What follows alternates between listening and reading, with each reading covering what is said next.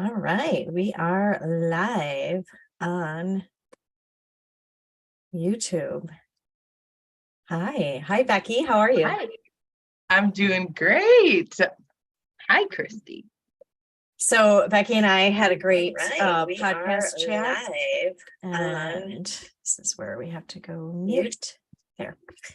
And we had a great podcast chat this morning. We thought we'd take it to the Authentic AF show today and continue our conversation. So super excited to have you again as a guest. Welcome.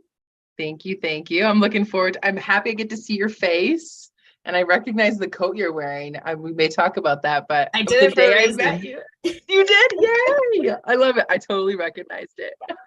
I did it for a reason. I did it for you. So Becky and I met a while ago at an event with Amber Swenner here in Madison, Wisconsin, and we had just a brief chat, networking chat, and then a selfie moment. And I had my jacket on, and so I wore it for Becky to like commemorate our first meeting with one another.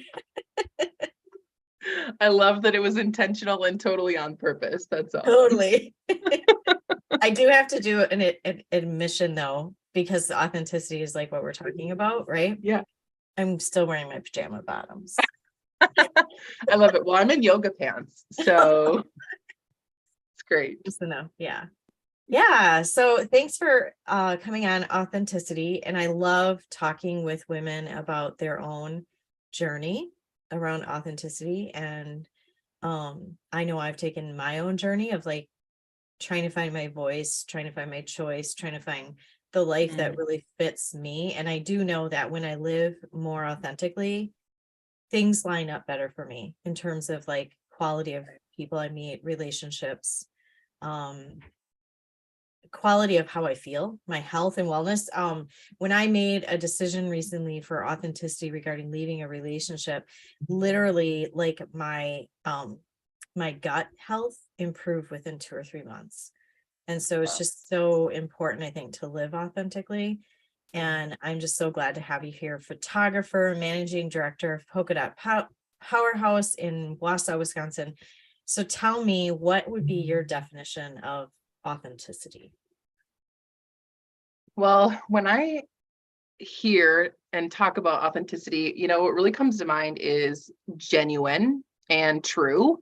Like those are the first words that come to my mind. It's about being your genuine self, being true to who you are, and really aligning with your heart center. So your values is where it goes for me. Like, are you being in integrity with who you are?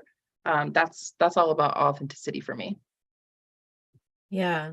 So when you say values, like what would be a value you have that when you're in integrity with it, it feels right for you? Connection is definitely a core value for me. And when I say connection, I mean like more than surface level. I love to go deep. I'm a double Scorpio, for anyone that knows what that means. I love deep conversations. I love talking about things that are taboo, which is another reason that I was so intrigued with you, Christy, when we met. And I think that, that's just who I am. Connection is a real big cornerstone of value for me, and having that presence with someone so that you can see someone. That's what the connection means for me, is really getting to see and hear and really start to know someone at a deeper level. I totally agree. And sometimes I think it's becomes a problem for me in that I get a little bit maybe annoyed or like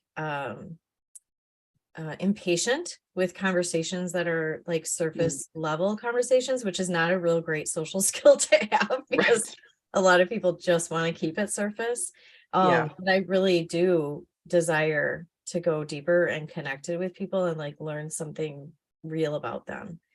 And I think that makes some people feel uncomfortable, but I know that I attract the people in my life that really do want to talk about their feelings and talk about their pains and talk about their losses and talk about their excitements and talk about their celebrations. And those are like my people, I think. Yeah, which is a really, that's why authenticity is such a powerful like understanding that when we are showing up as our authentic selves, we do attract the people that align with our values and who we are. So we stay far away from the feeling or the need to blend in or be more like someone else, and have that walk to or dance to the beat of your own drum. Is that's where that really comes in. Yeah. Yeah, for sure. And I shared with you something that I was given by Kenneth Play and Dr. Zana when they developed their authenticity model for some work that they were doing in a book that they were writing, or that Kenneth was writing. It was, and he's like, you can use this, but you have to credit my name. So there you go, Kenneth. That it's values aligning with behaviors, aligning with what we desire. And that when we're not aligning those three, we're not living authentically. So an example would be, if I value freedom and my desire is to be an entrepreneur, and yet my behavior is I'm working at a job 9 to 5, I'm not living authentically. It's not feeling good for me. It's not like connecting for me. Or if I desire deeper conversations, and my value is connection, but I like play in that like nice girl surface level, like I'll do surface, like the behavior is just like, and then I don't feel authentic. And so we either, when we're not living authentically, I always say, like, we're either creating shame or we're creating repression, right? And so shame is created when we desire something, but we value something different, and our behaviors line up with our desires but not our values. And then repression is created when we desire something and we repress it down and we say we're not going to do that, and like it causes all kinds of mixed up things. So tell me a little bit about like an authentic story you're willing to share here that might help somebody. I always think you never know who you're going to touch, and if we can touch one person with a story or on our own authenticity journey, what would be something you'd want to share with whoever's watching? Well, I would say that the big stories that come to mind are, how I became an entrepreneur, how I became a photographer, and an empowerment photographer specifically. I used to have, well, I still do, but it was my friends and family, like all the women in my life would come to me and ask, how do I get more confidence? How are you so bold? Like, how do I receive more of that for me? And it took so long for me to understand that everyone didn't think like me. Everyone didn't have the same, confident mindset, but I worked on it, right? It just doesn't stay there. We constantly build that confident muscle.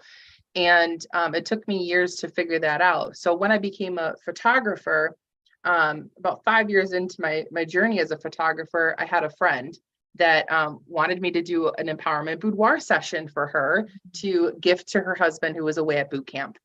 And I was like, I've never done it. Let's have some fun.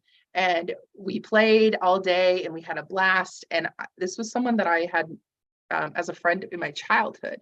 So I've seen, like, I watched her transform in front of my eyes, like her confidence and the way that she saw herself. And I was obsessed with that, right? Like, I loved helping someone see themselves in such a different way that she was different from then on. And that was such a powerful thing for me. So when I stepped into that, that's when it started to really connect with me, what people were saying to me for years, and I couldn't see it for myself because, right, it was so close. It's like we're right here and it's so close to us that it's blurry. But when I was really starting on this journey of personal growth as an entrepreneur, about 5 years into that, that was really the shift for me, that I was starting to connect the dots around what people kept expressing to me and what was my authentic self, that I was then able to develop my empowerment boudoir studio that I've had for now 6 years. And it was really that space for me to help women really step into their own power and really see themselves in an empowering way, to move forward with whatever they were, wherever they were at in their life, whatever that milestone is, that's really to document where they are now so they can look back and know like how strong they were, how beautiful they are.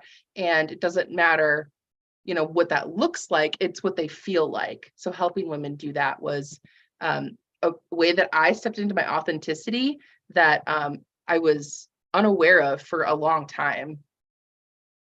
Yeah. I love that. Yeah. And boudoir photography is such a powerful medium and modality to like learn something about yourself. We talked about it a little bit on the podcast this morning, like around the getting ready for the boudoir shot, like what am I going to wear, and picking out outfits and trying on outfits, and like that process that goes through your mind around how you feel about your body and how you feel about the boldness of putting yourself out there in that way. And then the whole process of the photo shoot itself, and like showing yourself out in a way of I am sexy, there is something here, there is a fire in me. And then the whole process of seeing your photos afterwards, I think it's such an authentic journey for women to do that. And I'm so honored that you're coming to our upcoming Bliss weekend that Megan Skripinski and I are doing in the central Wisconsin area. So May 19th through the 21st, little plug there.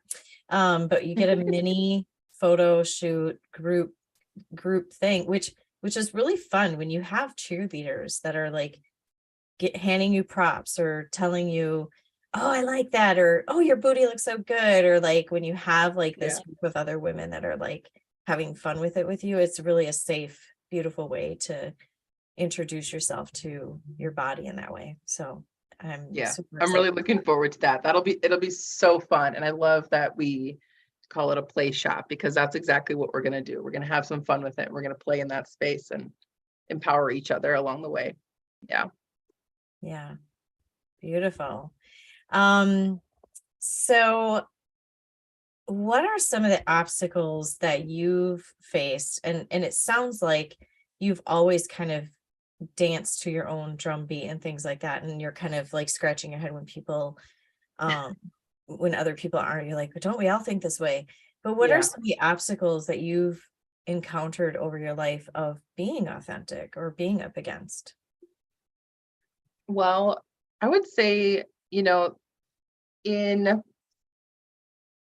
so my other business, so I have a virtual co-working space called Work on Purpose with Purpose. And this is another really great example of how I'm, over the last several months, I've really been leaning into getting back and to remember, who my authentic self is in the challenge, because that started with a business partner.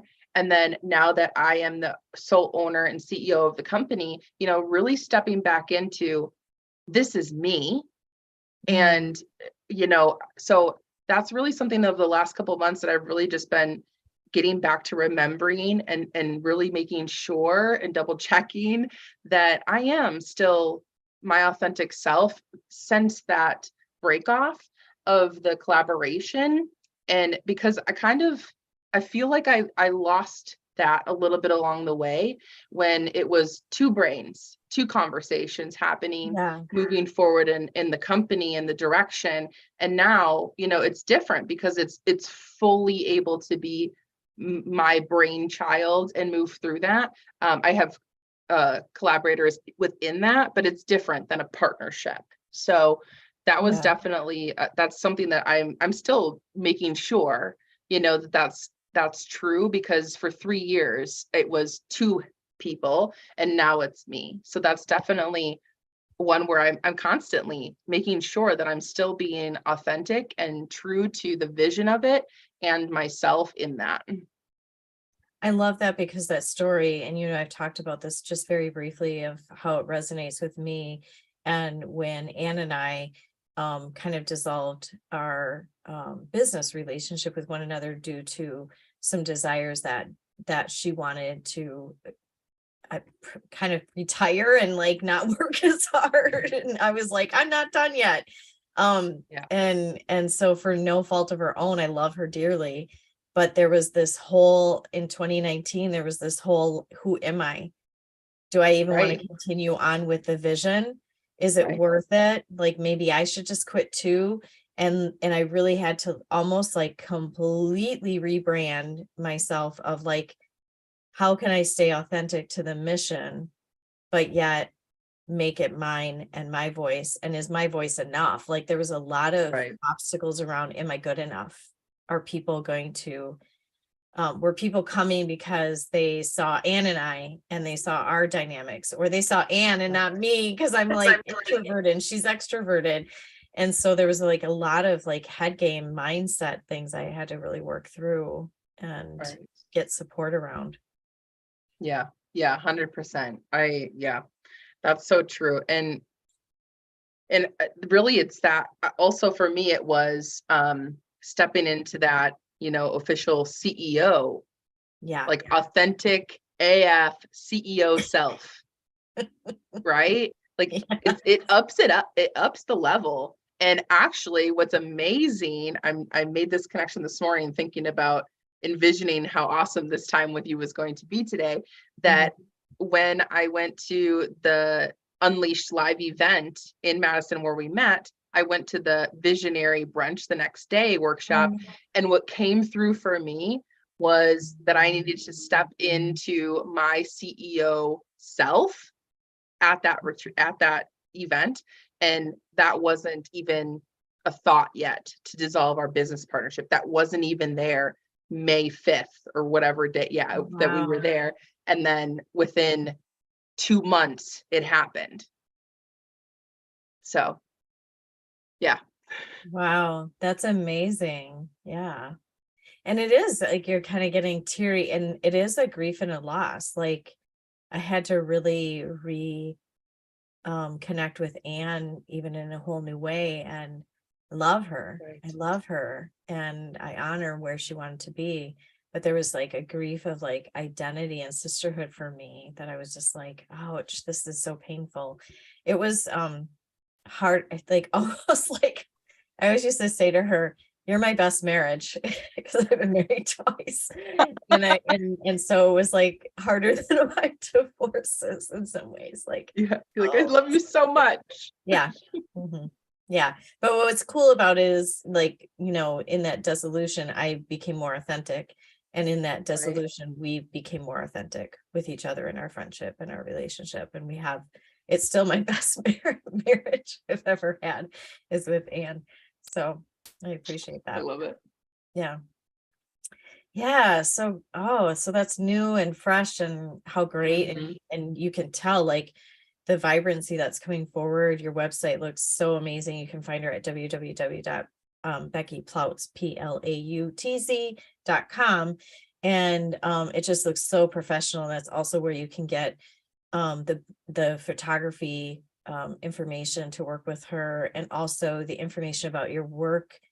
I'm going to get it wrong. Work on purpose with purpose. You got it right. Okay.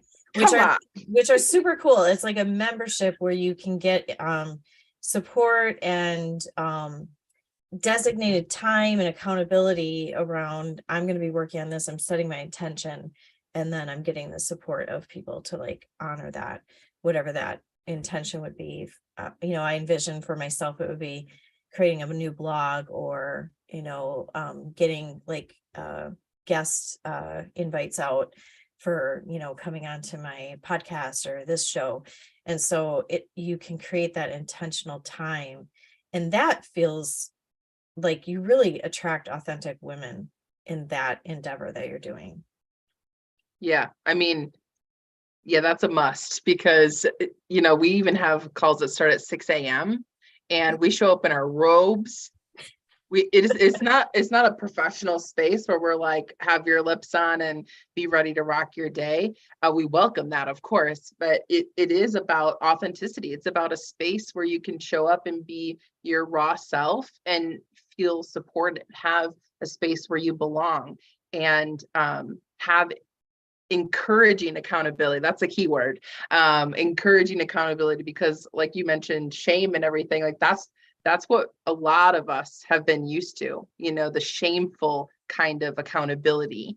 And it's about encouraging one another to be our authentic selves and to hold space with grace and compassion, to know like life gets shitty sometimes. We have ebbs and flows, we have things to work through, and we still get to be our authentic self and take ownership of what we're responsible for, and have a safe place to come and celebrate the progress too, right? Staying away from the idea that there isn't success for me because your show's amazing and my show's this, or my photography's this and their photography's that. It is a place to be able to celebrate our wins, big and small, and find the joy in each day. So it's definitely all about authenticity and being who you are, and showing up for yourself, right? Showing up for yourself first and foremost.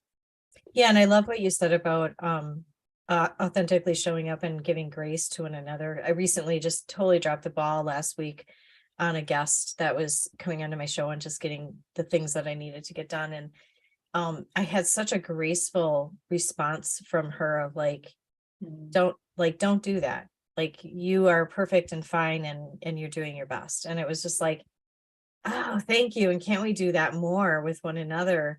Right. Of like, we are all just doing our absolute best out there in the world, and there should be no shame in, mistakes, failures, things like that that are made. And can we give each other more grace around those things? Yeah. Any tools or tips or mindset shifts that you want to share as we wrap up our time together today? So I thought about this, and my number one tool, which so I'm also an empowerment speaker, and one of my favorite conversations is all around making fear my best friend. And this is definitely a shift in mindset that I hadn't known that was there. So this is that piece that I thought like everyone has this, the confidence thing. And it's because of my mindset around fear, and how when I feel resistance, I know that, right, emotional fear. And when I feel that resistance in my body, that is an indicator for me to take a closer look and be curious and pay attention to it, and even lean into it. Like a friend that's trying to whisper something in my ear, I lean in to hear, ooh, that rhymes, what my fear has to tell me. It's like Dr. Seuss in the house. I love that though. Yeah. And yeah, I did notice that, like, the one quote that I saw on your website was something like, I'll hold the belief in you until you can do it yourself. Yep. And I say that often as a psychotherapist. I'll say, I'll hold the vision for you until you're ready to step into it, or I'll hold what I see potentially for you, and I'll hold it right here for you until you can get it, can grasp it. We all need people like that are doing that work for us. Yeah, it's holding space for one another. And again, that's where grace and those beautiful things that we could always use more of, they're held in there for the people that we believe in, and that we want to succeed and expand who they are, because we need more of those people. We need all of us to do that. Absolutely. Yeah. So fear is my friend. Beautiful, my friend. I'm so happy that we had this chance to drop in twice today, which super lucky, and get to see one another in person in May when we do our Find Your Bliss weekend in Wapaka, Wisconsin. And I'm so grateful our paths have crossed, and that we were able to collaborate on this. So thank you so much for having me on your shows. And I'm really grateful for the extra time that I got to have with you today. Yeah, it was great. All right. You can find Becky. I'll make sure that in the description below, her website link is there. And think about a photo shoot. If you would dive in deep and do a photo shoot, what that would feel like, or even the work on purpose with purpose, and joining that would be some great supports to be authentic as fuck in life, which that's right. Or just come to the retreat in May and have a little taste of it before you jump into the whole shebang for yourself. That's a really fun, playful place to start with Christy there too. Yeah, for sure. All right. Thank you, friend. I appreciate you.